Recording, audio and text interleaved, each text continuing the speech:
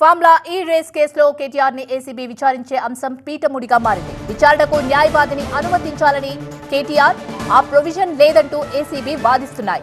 ఈ అంశంపై ఏసీబీ కేటీఆర్ కు రెండో నోటీస్ ఇస్తూ ఏం చెప్పిందో బ్రేకింగ్ న్యూస్ లో చూద్దాం. టీవీ9 చేతిలో కేటీఆర్ సెకండ్ నోటీస్ కాపీ ఉంది. న్యాయవాదిని అనుమతించడం కుదరదని చెప్పింది ఏసీబీ.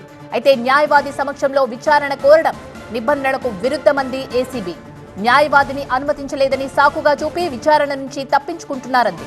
విచారణకు హాజరైన తర్వాత మీ సమాధానం ఆధారంగా ఏ డాక్యుమెంట్లు తీసుకురావాలనేది తర్వాత చెప్తామంది ఏసీబీ.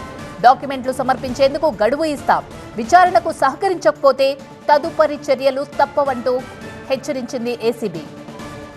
మరోవైపు హైకోర్టులో కేటీఆర్ లంచ్ మోషన్ పిటిషన్ దాఖలు చేశారు. పిటిషన్ను అనుమతించిన తెలంగాణ హైకోర్టు ఏసీబీ విచారణకు లాయర్ను అనుమతించాలని పిటిషన్ వేశారు. అయితే మధ్యాహ్నం 2:15 విచారించబోతుంది హైకోర్టు. ఫార్ములా ఈ రేస్ కేసులో A1 గా ఉన్నారు కేటీఆర్.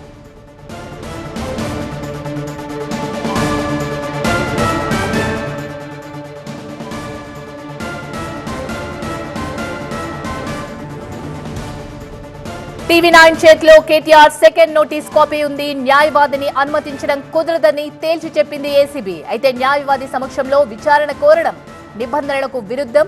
న్యాయవాదిని అనుమతించేది లేదని సాకుగా చూపి విచారణ నుంచి తప్పించుకుంటారన్నది. విచారణకు హాజరైన తర్వాత మీ సమాధానం ఆధారంగా ఏ డాక్యుమెంట్లు తీసుకురావాలి అనేది తర్వాత చెప్తామంది ఏసీబీ. డాక్యుమెంట్లు సమర్పించేందుకు గడువు ఇస్తాం. విచారణకు సహకరించకపోతే తదుపరి చర్యలుంటాయంది ఏసీబీ. మరోవైపు హైకోర్టులో కేటీఆర్ లంచ్ మోషన్ పిటిషన్ దాఖలు చేశారు. పిటిషన్ను అనుమతించింది తెలంగాణ హైకోర్టు. ఏసీబీ విచారణకు లాయర్ను అనుమతించాలని పిటిషన్ వేశారు. అయితే మధ్యాహ్నం 2:15 విచారించబోతుంది హైకోర్టు.